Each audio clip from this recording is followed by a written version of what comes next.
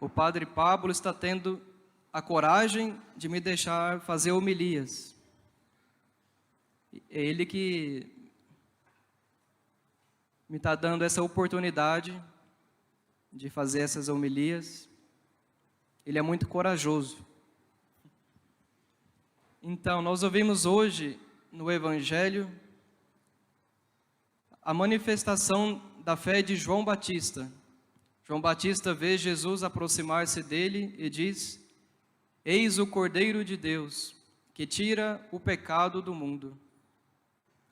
Como é que nós podemos entender essa afirmação de João Batista? Eis o Cordeiro de Deus, que tira o pecado do mundo. Bom, depois do pecado de Adão e Eva, Deus havia prometido um Salvador. Deus anunciou que iria enviar ao mundo um Salvador. E esse Salvador seria o próprio Filho de Deus. E toda a história da humanidade, desde Adão e Eva até Cristo, foi uma grande preparação para a vinda desse Salvador. Isso é o que nós chamamos de história da salvação. Deus que foi preparando a humanidade, preparando o seu povo para a vinda do Filho de Deus, para a vinda do nosso Salvador. E Deus, ao longo da história do seu povo, do povo de Israel, realizou muitas obras salvíficas, sempre com o intuito de anunciar, de preparar o povo para a salvação que Deus iria realizar. E entre essas obras que Deus realizou em favor do seu povo, a maior delas foi a libertação do povo do Egito, o Êxodo. Deus que libertou o seu povo da escravidão depois de 400 anos. O povo de Israel ficou 400 anos como escravo no Egito. E Deus então realizou em favor do povo a libertação. Essa libertação se deu por volta do ano 1250 a.C. E naquela ocasião, Deus havia dito por meio de Moisés que o povo devia se preparar para essa libertação. O povo devia fazer como que uma ceia, uma espécie de rito, um ritual em preparação para a libertação. A libertação iria acontecer no dia seguinte. À noite o povo devia se reunir, cada um nas suas casas, nas suas famílias, e se preparar. E como é que o povo devia se preparar? Deus mandou o povo, cada família, matar um cordeiro. E com o sangue desse cordeiro, o povo devia fazer um sinal nas portas, porque Deus iria enviar a 10ª praga, que seria o anjo exterminador, que iria passando de casa em casa. Nas casas em que esse anjo exterminador visse o sangue do cordeiro, ele não entrava. Nas casas em que não estivesse esse sangue marcado na porta, o anjo iria entrar e matar o primogênito das famílias, também dos animais. E depois, com essa 10ª praga, com a morte do filho do faraó, o faraó depois deixou o povo ir embora. Então o povo, na noite anterior, devia sacrificar o cordeiro, com o sangue do cordeiro marcar os umbrais da porta, e depois, durante a ceia, deviam comer a carne do cordeiro. Tudo isso como uma preparação, uma prefigura da verdadeira Páscoa, da verdadeira libertação que Deus queria realizar. E como é que Deus realizou a verdadeira libertação? Como foi essa verdadeira libertação? Com a morte de Jesus na cruz.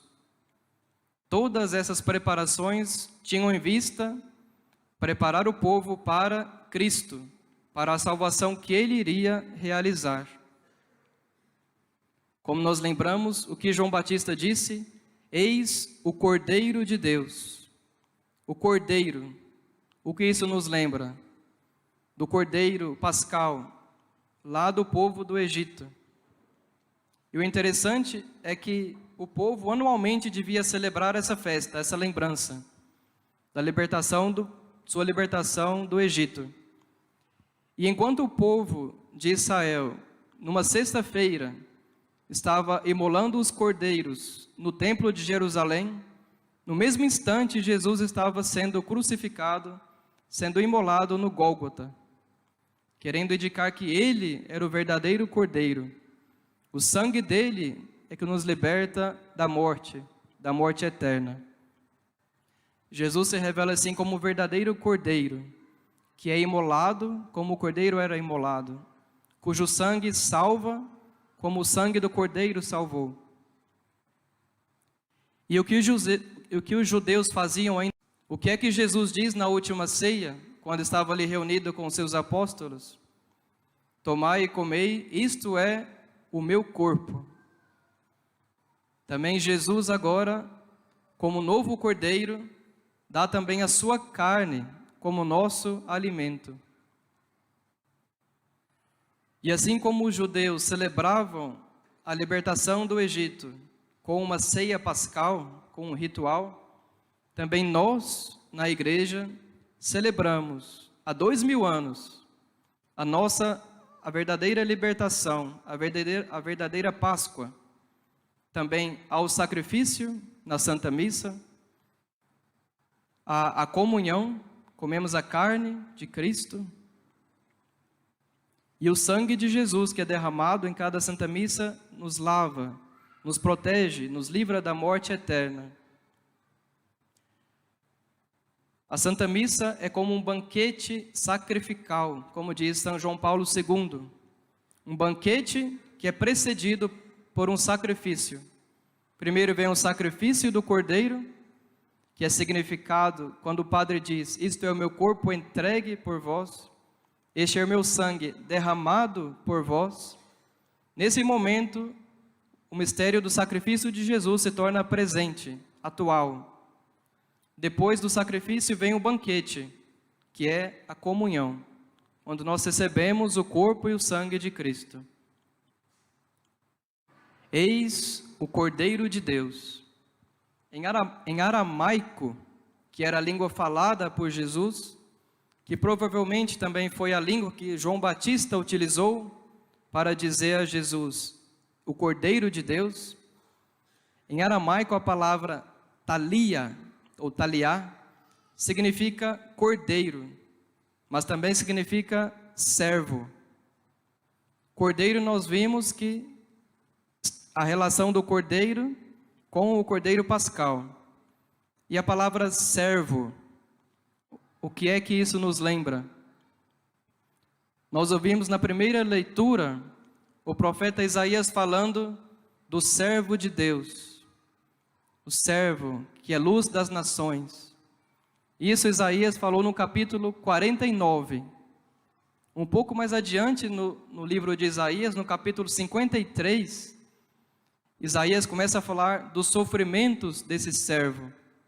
O mesmo servo, mas agora os sofrimentos dele. Sofrimentos que trariam a salvação para o povo. Sofrimento que traria a paz. Isaías disse: por suas chagas nós fomos curados. As chagas desse servo. Então, nas palavras de João Batista, nós podemos entender esses dois significados. O cordeiro e o servo sofredor. E assim Jesus cumpre tanto a figura do cordeiro imolado, como a figura do servo, que dá a vida para a salvação do seu povo.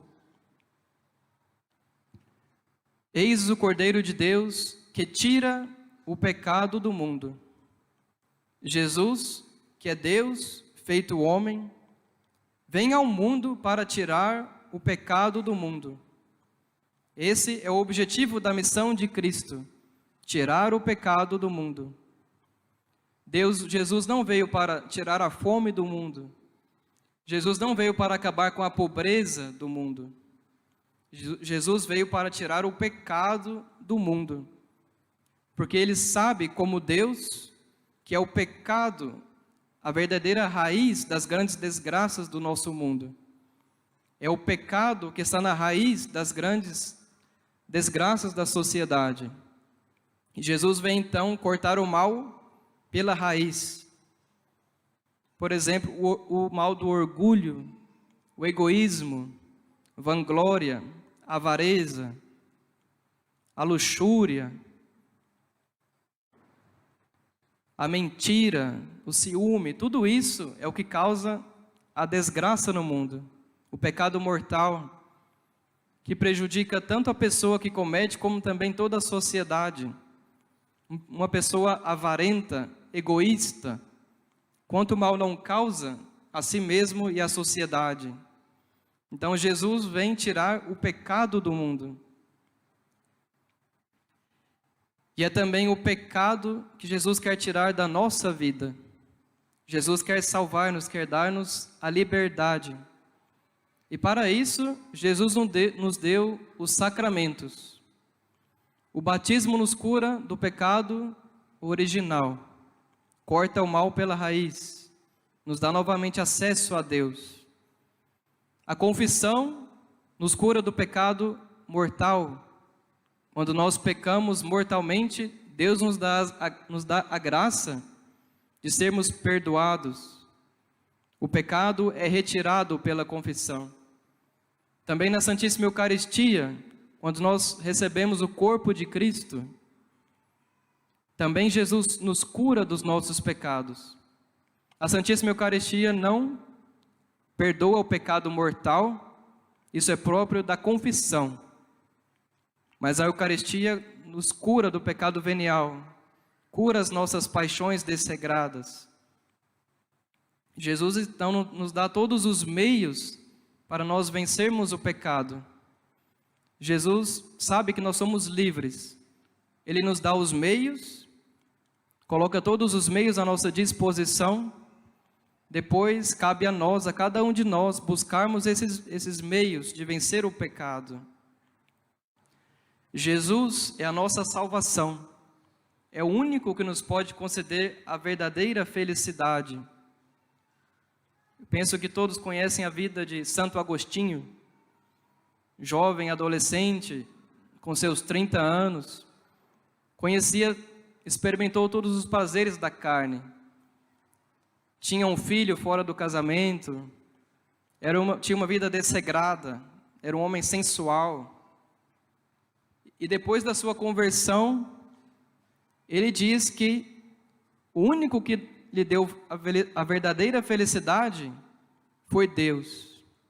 Tem uma frase belíssima no livro das Confissões, que ele narra assim a sua história. Ele diz: longe de mim, Senhor, longe do coração de teu servo, que se confessa diante de ti, longe o pensamento de que uma alegria qualquer possa torná-lo feliz. Há uma alegria que não é concedida aos ímpios, mas àqueles que te servem por puro amor. Essa alegria és tu mesmo. E esta é a felicidade, alegrar-nos em ti, de ti e por ti. Quem acredita que exista outra felicidade, persegue uma alegria que não é verdadeira. Palavras de quem experimentou os prazeres da carne, depois experimentou as alegrias da vida com Deus. Não é o pecado que nos dá a alegria, não é o pecado que nos dá a paz, mas é Jesus.